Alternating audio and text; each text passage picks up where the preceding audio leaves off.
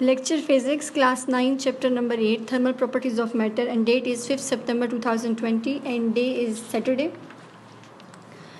Let's start our lecture with dua. Bismillahirrahmanirrahim. Qala Rabbi shrah li sadri wa yassir li amri wahlul uqdatam min lisani yafqahu qawli. Rabbi zidni ilma. Assalamu alaikum to all students and parents. I hope you all are fine. Today we are going to start chapter number 8. So before starting our lecture, we will discuss some essential laws of the chapter number 8, Thermal Properties of Matter. So after studying this chapter, students will be able to define temperature as a quantity which determines the direction of flow of thermal energy. They will be able to list the basic thermometric properties for a material to construct a thermometer, convert the temperature from one scale to the other scale, like Fahrenheit, Celsius and Kelvin scales. They will be able to describe rise in temperature of a body in terms of increase in its internal energy, and they will be also able to understand what is meant by internal energy of the body. Describe heat of fusion and heat of vaporization as the energy transfer without change of temperature for the change of the state. And last one, the basic and the main concept of evaporation, how evaporation causes cooling and on which factors evaporation of a body depends. So now get back to our topic.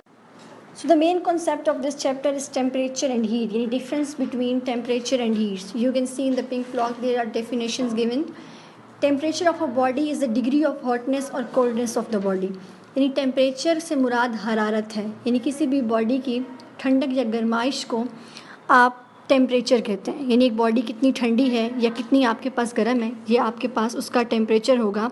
ज़रूरी नहीं कि temperature आपके पास किसी चीज़ के गर्म होने की हालत हो, ये ठंडा होने की हालत को भी कह सकते हैं. यानी आपके पास कह सकते हैं कि कैंडल का जो फ्लेम है फॉर एग्ज़ाम्पल वो कितना गर्म है, या फिर आप यूँ कहें कि बर्फ़ कितनी ठंडी है. ये दोनों क्या है, टेम्परेचर है.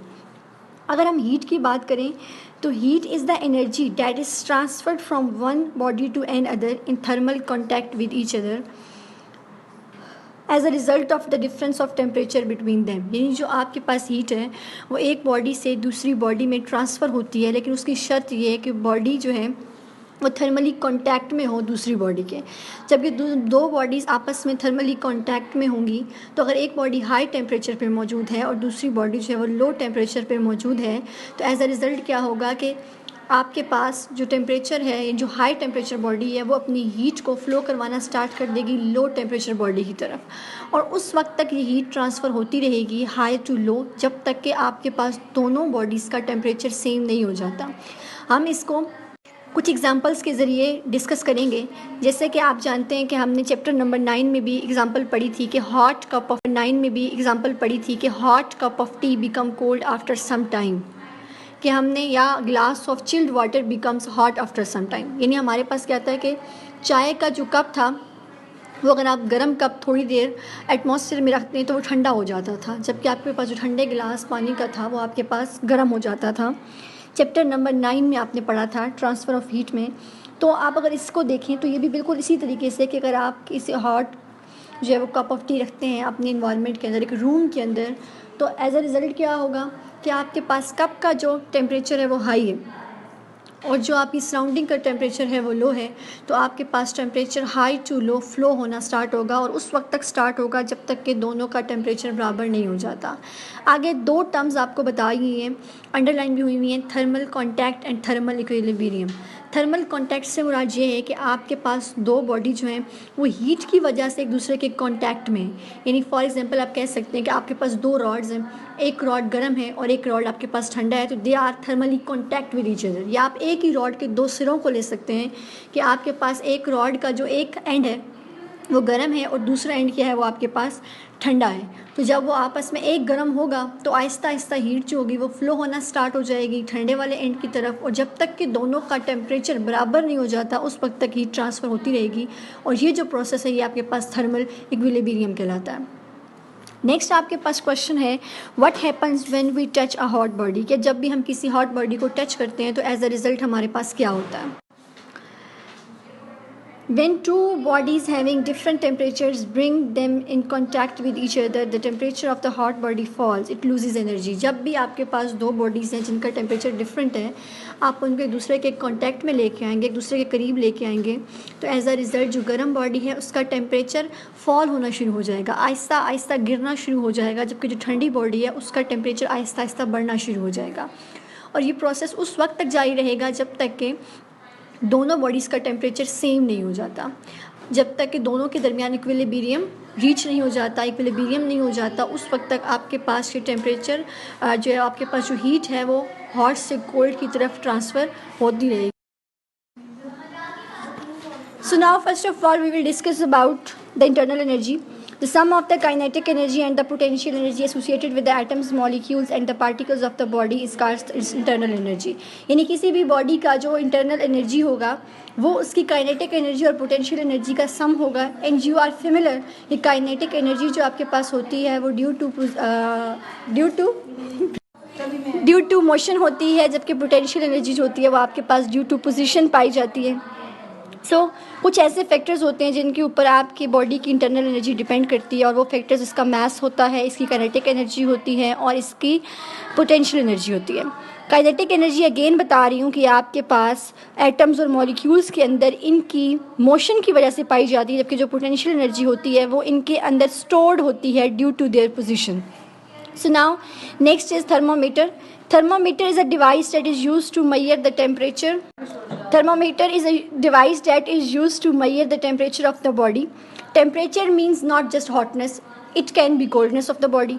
यानी आपके पास ये सिर्फ और सिर्फ हीट नहीं बल्कि किसी भी बॉडी की कोल्डनेस को भी मेजर किया जा सकता है इसके ज़रिए से. टेम्परेचर मैं पहले ही बता चुकी थी कि टेम्परेचर आपके पास डिग्री होता है किसी भी बॉडी की कोल्डनेस का या किसी भी बॉडी की हॉटनेस का.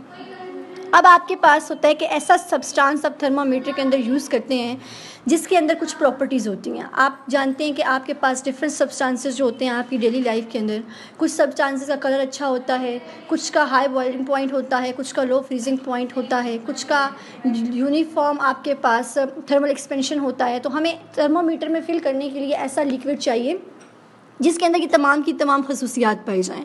तो कुछ ऐसी प्रॉपर्टीज़ जो कि एक थर्मोमीटर के लिए ज़रूरी हैं वो हम डिस्कस कर लेते हैं. First of all it should be visible, यानी उसका कलर दिखने वाला होना चाहिए, आपको नज़र आ सके कि जब भी आप टेम्परेचर को मेजर करें तो जिस भी डिग्री को आपने मेजर करना है वहाँ पे आपको उसका कलर दिखाई दे कि आपकी बॉडी का टेम्परेचर यहाँ तक है. अगर दिखाई नहीं देगा तो you can't measure the temperature of the body. It should have uniform thermal expansion. It should have low freezing point. It should have a boiling point. It should not a wet glass. It should be a good conductor of heat. It should have small specific heat capacity. और ये तमाम की तमाम जो आपके पास property हैं ये mercury liquid है जिसके अंदर ये पाई जाती हैं. अदरवाइज़ कोई भी ऐसा लिक्विड नहीं है जिसके अंदर ये तमाम प्रॉपर्टीज़ एक साथ पाई जाएँ. तो हम जितने भी हमारे पास थर्मोमीटर्स होते हैं जो कि हम यूज़ करते हैं बॉडी के टेम्परेचर्स को मेजर करने के लिए, अपने एनवायरनमेंट के या किसी भी चीज़ का एटमॉस्फेरिक टेम्परेचर कह लें मेजर करने के लिए हम यूज़ करते हैं, तो हम उसके अंदर जो लिक्विड को फिल करते हैं वो थर्मोमीटर के अंदर वो मरकरी को फिल करते हैं.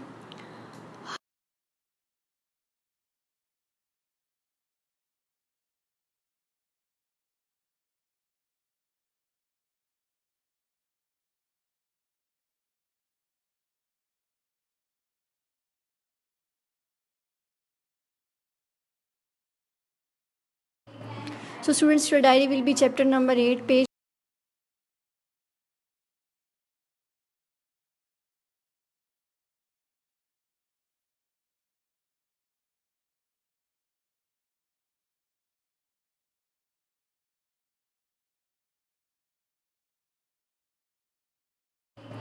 So students, your diary will be chapter number 8, page 169 to 170, and you have to make at least 15 MCQs from these pages. So let's end our lecture with dua. Bismillahirrahmanirrahim. Subhanakallahumma wa bihamdika ashhadu an la ilaha illa anta astaghfiruka wa atubu ilaik. Take care of yourselves and your families.